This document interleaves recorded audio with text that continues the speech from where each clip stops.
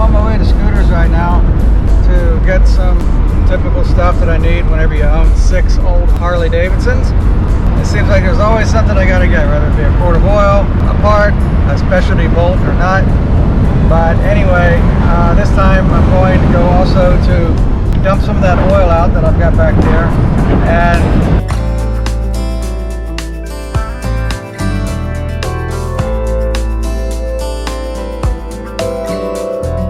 okay, we're here, so let's get inside and see what's going on.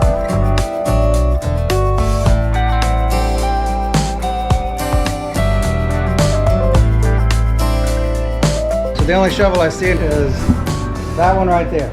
Okay, so this was 76, ratchet top trans, open primary. Of course, it's not meant to be open. Apparently that's an oil bath chain drive primary right there. I'm guessing that that's the tins for it right there.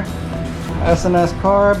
Definitely looks like a shovel that could use some TLC, but for 3,500 bucks, hey, you can take that home too if you want. He says the motor runs, but it's just like any other shovel. You get it home, running or not. Of course, I know I didn't do it. I need to practice what I preach. It's common practice. You take them home, you get them apart, inspect them, you know, take the engine apart, inspect them, put them back together, you know, replace what needs to be replaced, fix what needs to be fixed.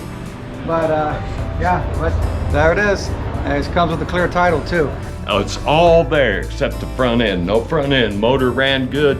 Ratchet top tranny shifted out nice. Everything.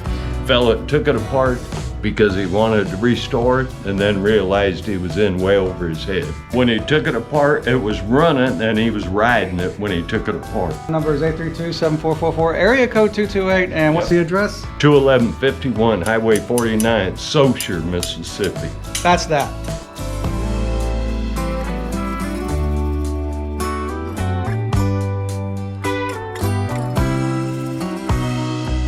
Okay, it's a few days later, as you can tell. Anyway, what I'm going to do, if you look over here on the Redemption bike, I got some of the stuff taken off of it. Namely, I had to get to the intake manifold because I remember saying in a few videos back that I think it wasn't running right because I tried to fit a different CV carburetor on there than what I had fitted the manifold up with, and kind of force fitted it on there. Yeah, you know, like I said in the video, I did something dumb. Anyway, doesn't matter. So I'm trying to right my wrong if that's the case. So I already have the intake manifold already off of here, and it looks to me like there's nothing wrong with it. All the surfaces look good.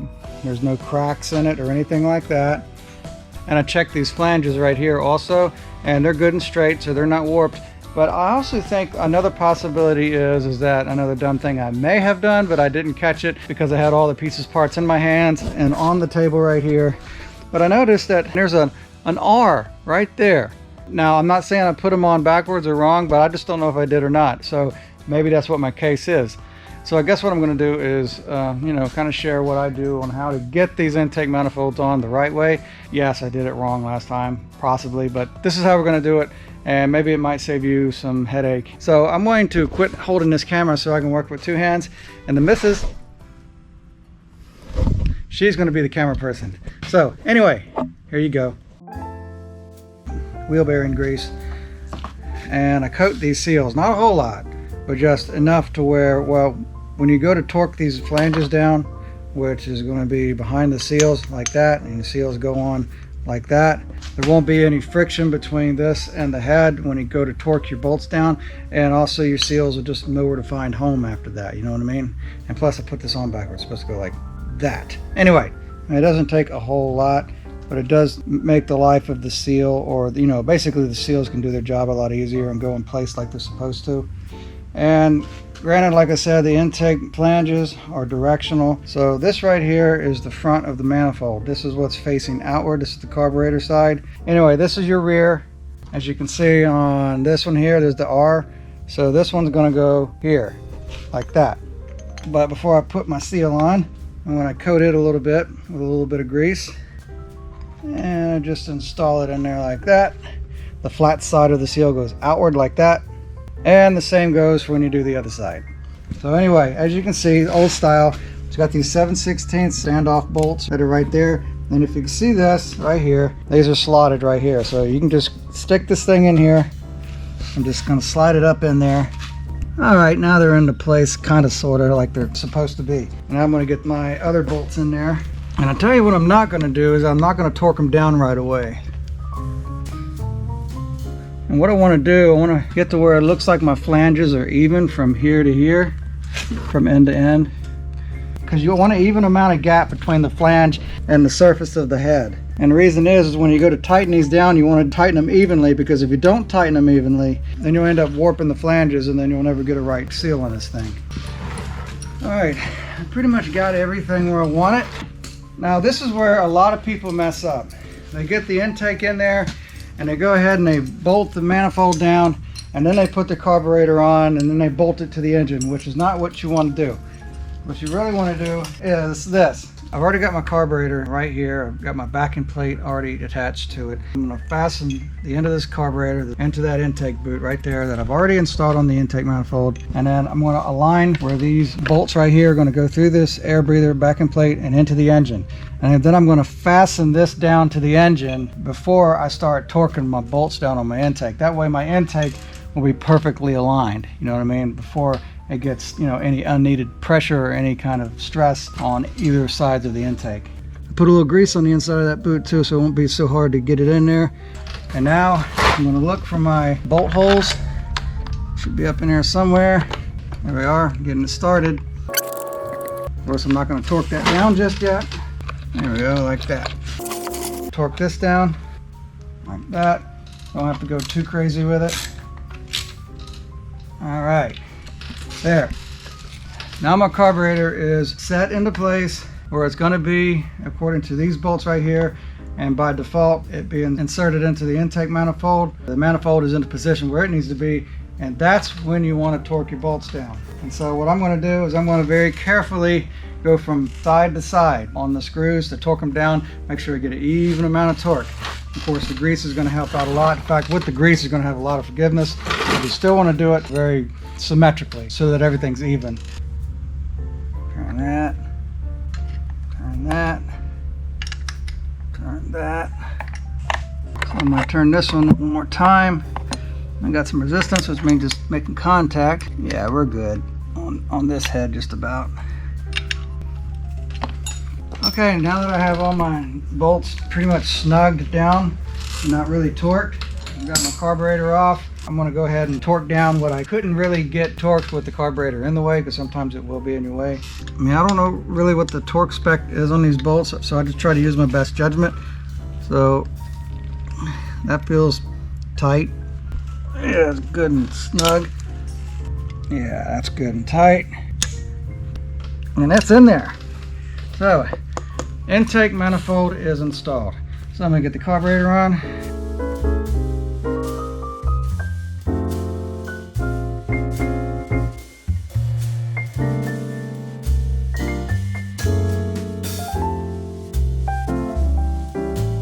Okay, I didn't foresee this in the works, but I knew it was going to happen anyway, so I figured while I'm gotten this far, I might as well do the next thing, which is put the gas tank on. But I'm not going to put the gas tank on without this coil bracket that goes right here. But at the same time, I'm not putting this back on with this coil, because I initially bought this coil with the ignition unit that's in this bike for that bike on a rainy day, namely the shovelhead. It's a Dynatech ignition. Put it in this bike one day just to see if it would run better than the points that I had in it. And it did, but I initially meant this ignition system for that bike, like I said. Now, some of you may not know, but this is news to you.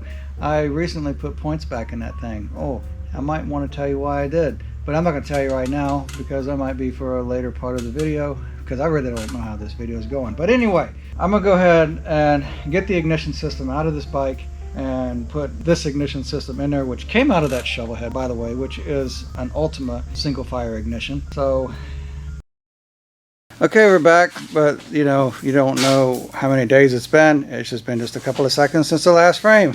As you can tell by the shirt we're wearing, or I'm wearing. But this is what we've done so far. I've taken the spark plugs out of the engine, got the ignition unit fully retarded back as far as it will go. And also what I've done, I've got the bike in second gear, and what I did is I rolled it back and forth until, well, check it out.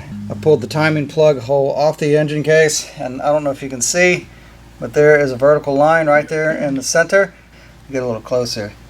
But I got it centered. That's on the compression stroke of the #1 cylinder right there.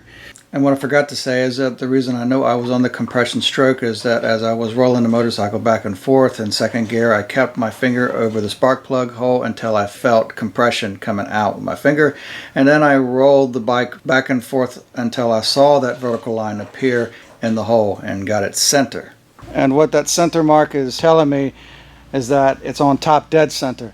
And I could show you, because some people might argue that that's the advance mark. Well, check this out. Take this little screwdriver right here, and there it is, hitting the top dead center of the piston. So that's it right there. And that's where you want to be. That is when you have an Ultima like that. Actually, it works the same way with Dynatech ignition, S&S, high 4N ignition, and when you're going to set your static timing with your points. Some of your timing marks may be different depending on the year, but I know that this one here that is the line. Okay, I'm going to come over here and I'm going to hit the ignition, basically turn the ignition on, and as you can see, the little red LED light is on. So what I'm going to do is I'm going to take my screwdriver right here, my flathead, I'm going to stick it up in here, and I'm going to advance this unit forward until basically that little red LED light goes off, and just ever so slightly forward. Alright, it's out. I'm going to take my flathead, lock that one down, and your static timing is set. In fact, your timing is set, because with these Ultimate ignitions, it even says so in the directions that you just do that process right there, and after that you do not even need a timing light to set the timing. I guess it's just magical or something. It has a mind of its own. So what I'm going to do now is get the spark plugs in there and see how well this thing fires up. Oh, and by the way, I did set the setting to single fire ignition, so this bike has never seen single fire ignition before. Well, that motor hasn't. So let's see what this antique dual fire ignition motor sounds like on single fire. I bet it sounds like a motorcycle. What do you think?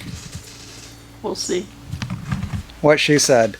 Got the spark plugs back in, and I gapped them to 38 to 40 thousandths. We've got some good old lawnmower gas in here that we saved for the lawnmowers, but the missus says it's 93 octane, so it's anything gas. So it's not much, so I'm just going to lean the bike this way because that's where the petcock is. Turn on the gas. I'm going to put it on the reserve just in case it's on the reserve side, because I didn't put that much gas in it anyway, because this thing was empty when I put fuel in it. So anyway, pull the choke, ignition is on, give a few squirts of gas, and we'll see what happens. Oops. Oh, the choke fell back in. Let's try it again.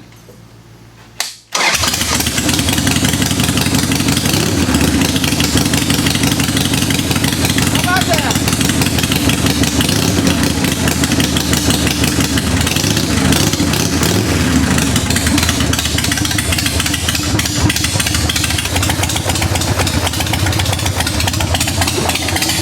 Sounds like it's working just fine. Sound good to you?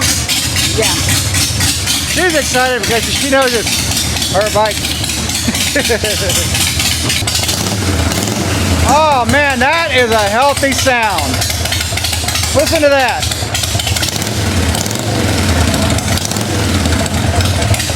I'll tell you what I don't hear anymore though. I don't hear that whistling sound, that suction type whistling sound I was talking about.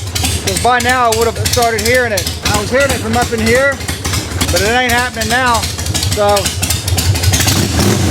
sounds like it's ready to go cause trouble. Sounds like it really likes that Ultima. Oh well, enough blah blah blah blah blah. Let's see what happens after this.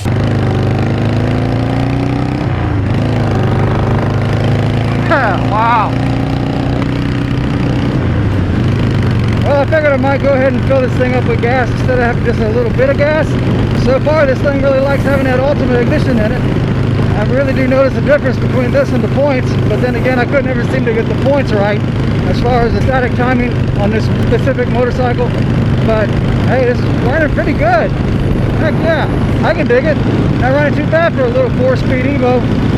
Okay, remember now it's right-hand brake, not left-hand brake like on your iron head, okay?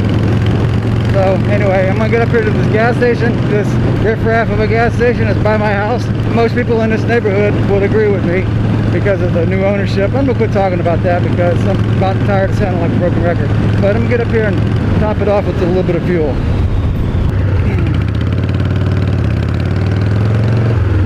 Oh wow, Wow, this thing's just a happy motorcycle. $6 of gas at $3 and some change a gallon. This ought to fill this thing up, or at least top it off somewhat. I know I didn't put a whole gallon in this thing when I was at the house. Oh, all right, $5.56. I wonder if I can get that 44 cents worth in there. $6 got me right at the top of the hole right there. Heck yeah. And the motor says it all. Maybe I'll go ahead and turn my light on so that the fuzz will be happy to see that I have a light on and not give them any probable cause to the missus just busted me too. Okay, never mind. I didn't get busted by the fuzz. I just got busted by the missus. I'm just trying to finish this video. I was just saying I'm going to turn the light on this motorcycle so the fuzz doesn't bust me, but it turns out the fuzz didn't bust me. I got busted by the missus. All I heard was... Oh, okay. Well, you're here on the video. So, that's funny. What are the odds of that? She caught me riding her motorcycle. Okay, this light does not pick up motorcycles of this size apparently, so I just had to move forward so the car behind me can trip the light. Oh, I say it's just unfair. The injustices of this world. You know what I mean? They don't like motorcycles, they like cars. They don't want to put you in a car to keep you from enjoying the open air like this and doing stuff like this. Anyway, yeah, this is a much happier bike. I don't know how fast I'm going, but I know I'm not going, well, I'm not going to incriminate myself, but this little motorcycle really likes that ignition, so that's pretty cool. And it behaves a lot better ever since I fixed that intake leak, so that's pretty cool too. So I got the intake manifold installed just right, the seals are happy, the ignition is happy, the missus looked happy that her motorcycle was out on the road, so that's pretty cool.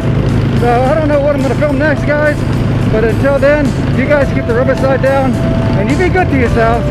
Thanks a lot.